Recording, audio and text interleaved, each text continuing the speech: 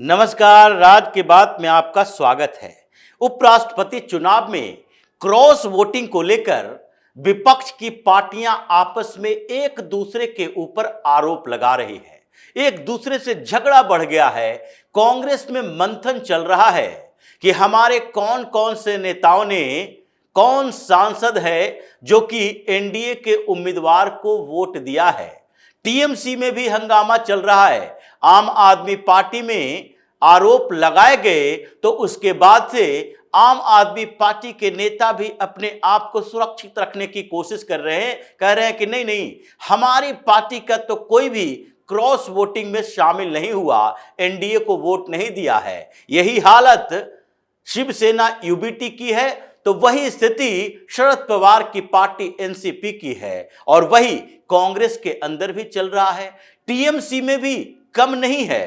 TMC के भी नेताओं के बयान ऐसे ही आ रहे हैं क्योंकि इन सब को लग रहा है जिसकी पार्टी के सांसदों ने एनडीए के उम्मीदवार सीपी राधाकृष्णन को वोट दिया है और जैसे ही पोल खुलती है ये पता चलेगा कि उस पार्टी के अंदर बगावत चल रहा है। उस पार्टी के सांसद मोदी के साथ खड़े हुए हैं तो ऐसे में बगावत के बाद पार्टी में विद्रोह और सुलगेगा, समस्याएं और बढ़ेगी और इसलिए सब लोग अपनी इज्जत बचाने की कोशिश में लगे हुए हैं। और तब टीएमसी के तरफ से एक बयान सामने आया।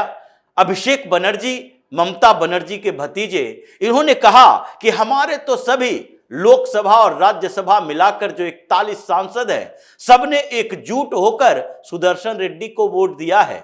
हमारी पार्टी का एक भी वोट इधर से उधर नहीं गया, वो एनडीए में जा ही नहीं सकता। हमारे सारे सांसद एकजुट थे, लेकिन हम दूसरी पार्टियों की बात नहीं कर सकते। और उन्होंने सीधे इशारा किया आम आदमी पार्टी की तरफ से कि आम आदमी पार्टी के तो कम से कम 4 सांसद ऐसे हैं जिसने एनडीए के उम्मीदवार को वोट दिया है, सीपी राधाकृष्णन को वोट दिया है। हमारी पार्टी एकजुट रही और आम आदमी पार्टी में विद्रोह हो गया।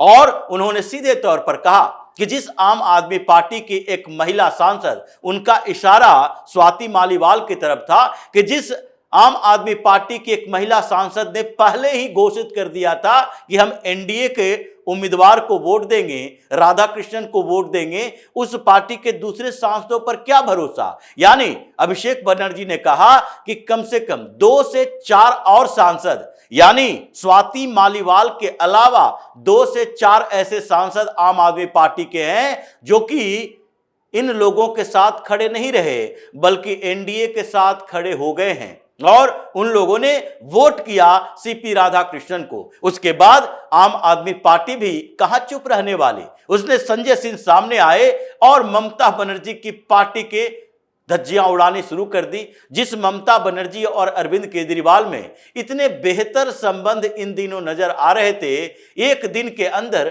टूट गया। और फिर संजय सिंह ने कहा टीएमसी को अपने गिरेबान में झांक कर देखना चाहिए, हमारे पार्टी के एक भी सांसद नहीं। जबकि स्वाति मालीवाल की बात ये कह रहे हैं, स्वाति मालीवाल तो घोषित रूप से आम आदमी पार्टी के विद्रोही है। अगर विद्रोही है तो फिर अरविंद केजरीवाल उन्हें पार्टी से निकालते क्यों नहीं?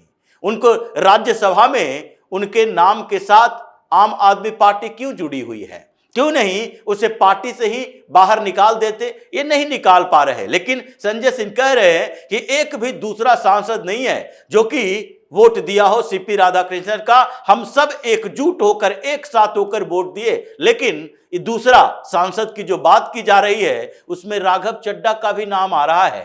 राघव चड्ढा भी इन दिनों अरविंद केजरीवाल के गुट में नहीं है। जब पंजाब की बात हो रही है तो पंजाब से वो राज्यसभा सांसद, और वहां पर पंजाब में अभी हाल फिलहाल में बाढ़ के लिए वो चले गए जब अरविंद केजरीवाल नहीं थे। अरविंद केजरीवाल के साथ जाते या भगवंत मान के साथ घूमते तो अलग बात थी, लेकिन इस गुट से अलग होने के बावजूद वो पंजाब में बाढ़ की समस्या के लिए गए और वहां पर उन्होंने अपने सांसद निधि से पैसा भी दिया, 3 करोड़ डोनेट किया।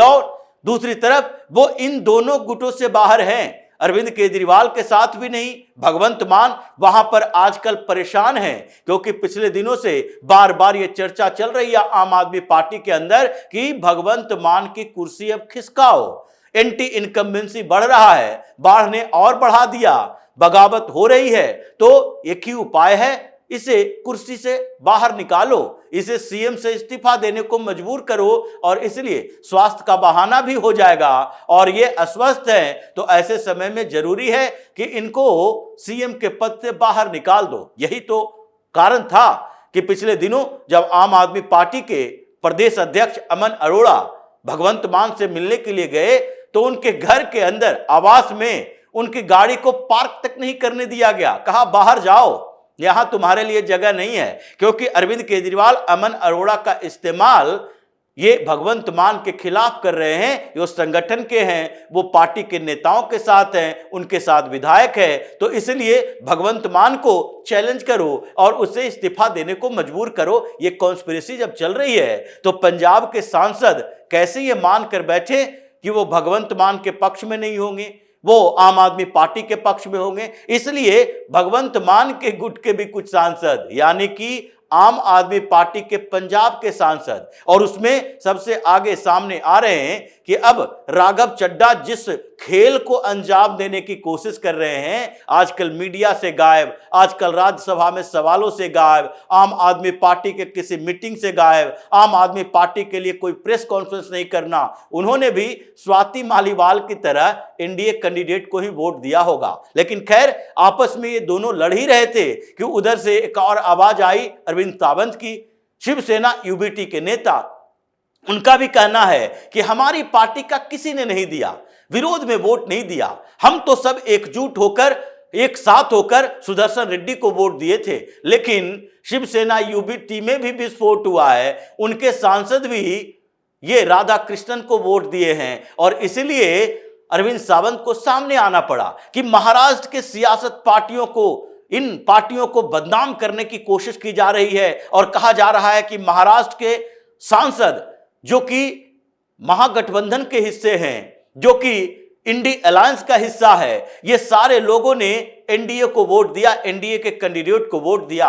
लेकिन उनकी पार्टी में भी विद्रोह है, उनकी पार्टी के सांसद भी राधा कृष्णन के साथ आए, सुप्रिया सुले भी सामने आई और उन्होंने भी बड़ी बड़ी बातें कही कि नहीं नहीं हमारी पार्टी तो एकजुट रही है। लेकिन ये कांग्रेस की तरफ इशारा करते हुए इन लोगों ने कहा कांग्रेस में सबसे ज्यादा सेंधमारी हुई है, इसलिए कांग्रेस को यह सोचना चाहिए कि उनके सांसद इकट्ठे हुए कि नहीं। जो लीड कर रही थी पार्टी कांग्रेस, उसके नेता राहुल गांधी और ये लोग आपस में ही कोऑर्डिनेट नहीं कर पाए, अपने सांसदों को एकजुट नहीं कर पाए, तो फिर आगे क्या होगा? ये तो सवाल उठता है कि इंडी अलायंस का नेतृत्व किसके हाथों में होना चाहिए। ये सवाल उन पार्टियों की तरफ से उठाया जा रहा है जो कि सवाल उठा रहे हैं कि इस एक चुनाव के अंदर जिसमें एक एक वोट काउंटेड था, जिसकी गणना की गई थी, जो सामने दिख रहा था, उसमें भी जब हमारे पार्टी के सांसद एकजुट नहीं हो पाए तो चुनावी मैदान में जाकर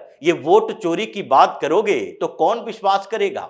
सब लोग ये जानेंगे कि भाई जब तुम अपने सांसदों का वोट अपने पक्ष में नहीं कर पाए तो तुम्हारे दिमाग में एक कॉन्फिडेंस कहां से आता है कि जनता हमें वोट कर रही है और वोट कोई दूसरा चुरा कर ले जा रहा है। यही सवाल उठ रहे हैं। इसलिए एक दो नेताओं ने, अरविंद सावंत ने तो यह भी कहा कि ये अनपढ़ गंवार लोग थोड़ी ना है जो कि इनवैलिड वोट हो जाता है इनका। अगर 15-15 सांसदों का वोट इनवैलिड हो गया तो उसे भी क्रॉस वोटिंग में ही गिना जाना चाहिए। इसलिए ये 27 वोटों की बात कर रहे हैं, ये 15 वोटों को बाहर नहीं छोड़ रहे। ये सारे के सारे सांसद जो कि क्रॉस वोटिंग किए हैं उसकी संख्या इन लोगों ने गिन लिया, क्योंकि एनडीए के पास 427 सांसद थे। 11 सांसद अगर मान भी लेते हैं कि वाईएसआरसीपी के सारे सांसदों ने पक्ष में वोट किया क्योंकि उसने समर्थन किया था, तब भी एनडीए को उम्मीद थी कि मैक्सिमम टू मैक्सिमम हमें 440 वोट मिलने चाहिए। लेकिन यह भी उम्मीद थी कि जिन लोगों ने हमें आश्वासन दिया है हो सकता है वो वोट दे दें। इसलिए ये जो 440 की बात चल रही थी, ये वोट बढ़कर 452 हो गया। और उधर 15 वोट ऐसे हुए जो इनवैलिड करार दे दिए गए। तो यह सवाल उठ रहा है कि ये अनपढ़ गंवार सांसद तो है नहीं जिनको वोट देने की तमीज नहीं है। इतने में 700 से ज्यादा में सिर्फ 15 सांसद ही ऐसे थे जिनको इसकी जानकारी नहीं थी या उन्होंने जानबूझकर इनवैलिड कर दिया। यह बात चल रही है तो टीएमसी की तरफ से एक और आरोप लगाया जा रहा है। यह कितना फजूल आरोप और बेशर्मी की बात अभिषेक बनर्जी जैसे नेता करता है। उस कहता है कि 15 करोड़ रुपए एक वोट के लिए खर्च किए गए थे ये उपराष्ट्रपति चुनाव में, जबकि एनडीए के पास पहले से ही बहुमत है, इंडी अलायंस की पहले से ही हार है, निर्धारित है, तय है। फिर भी इन लोगों को यह समझ नहीं आ रहा कि Bharatiya Janata party moral victory की बात इन लोगों के लिए थी। भारतीय जनता पार्टी के नेता वोट क्यों खरीदेंगे उपराष्ट्रपति चुनाव में जबकि जीत निर्धारित थी तो, लेकिन फिर भी बेशर्मों की तरह आरोप लगाएगा और उस आरोप में खुद ही घिर जाएगा। कांग्रेस की तरफ में, कांग्रेस के खेमे में तो और हड़कंप मचा हुआ है। मनीष तिवारी सामने आए, लीडरशिप पर सवाल उठाया कि ऐसी स्थिति में हमें यह सोचना पड़ेगा कि हम कांग्रेस पार्टी के अपने सांसदों को एक साथ क्यों नहीं रख पा रहे, हम एकजुट क्यों नहीं रख पा रहे। और ये शीर्ष नेतृत्व को, आला कमान को भी सोचना चाहिए, उनको मंथन चिंतन करना चाहिए। सबसे ज्यादा सेंधमारी तो कांग्रेस के अंदर ही हुई। ये 27 वोट की बात की जा रही है और वो संख्या बढ़ी हुई ज्यादा भी हो सकती है। हो सकता है एनडीए की जिस 427 की बात कर रहे हैं उसमें एक दो सांसदों का वोट नहीं पड़ा होगा। ये सारे के सारे वहां लाइन लगाकर खड़े थे, जरूरी नहीं है। वाईएसआरसीपी की बात कर रहे हैं, 11 सांसद उनके हैं, लेकिन हो सकता है 11 के 11 सांसद दिल्ली नहीं पहुंचे हो, उसमें भी कुछ कम वोट हुआ हो। और इसलिए जो एनडीए का आंकड़ा 452 पहुंचा है, इसमें से यह लग रहा है कि विपक्ष में तो भयंकर विद्रोह हुआ है और इसके कम से कम 30-35 वोट ऐसे हैं सांसद के वोट। ये कोई विधानसभा की बात नहीं है, ये राज्यसभा लोकसभा के सांसद, ये 25 से 30 सांसद ऐसे हैं जो कि क्रॉस वोटिंग किए हैं। और इसलिए हंगामा चल रहा है कि 27 तो सामने दिख रहा है आंकड़ों में और उससे ज्यादा भी संख्या हो सकती है। तो ये सोच लो कि आगे क्या होने वाला है। यानी कि हमारे वो सांसद जो एनडीए कैंडिडेट को वोट दे रहे हैं वो हो सकता है आगे पार्टी भी छोड़ दें। और इसलिए 1 दर्जन से ज्यादा 14-15 सांसद तो ये माने जा रहे हैं कि कांग्रेस के ही हैं जिसने इसमें एनडीए का साथ दिया है। और ये छोटी छोटी पार्टियों के भी 2-2, 4-4 सांसद ऐसे हैं जिसने पलटी मारी है। इसलिए अब तो आपस में झगड़ा कर रहे, लड़ रहे हैं और कांग्रेस में मंथन चल रहा है कि आगे अब क्या होगा। कंट्रोल तो अमित शाह और मोदी के हाथों में है। हम तो एक चुनाव में हमारी ये दुर्गति हो गई तो आगे लोकसभा में ये जो बिल पारित होने वाला है कई, उसमें तो हम पिछड़कर रह जाएंगे। और आगे की स्थितियां जो साजिश हमने की थी कि किसी तरीके से एनडीए को तोड़ दो और मोदी पर दबाव बनाओ कि आपका बहुमत कमजोर हो गया, लोकसभा में बहुमत नहीं है, अविश्वास प्रस्ताव आएगा, आपको कुर्सी छोड़नी पड़ेगी, वो साजिश भी इन लोगों की पूरी तरह से फेल हो गई। तो इसी तरह की खबरों के साथ फिर से हाजिर होंगे, तब तक के लिए बने रहिए हमारे साथ और देते रहिए हमें सहयोग ताकि इसी तरह की खबर हम आपके लिए लाते रहें। धन्यवाद।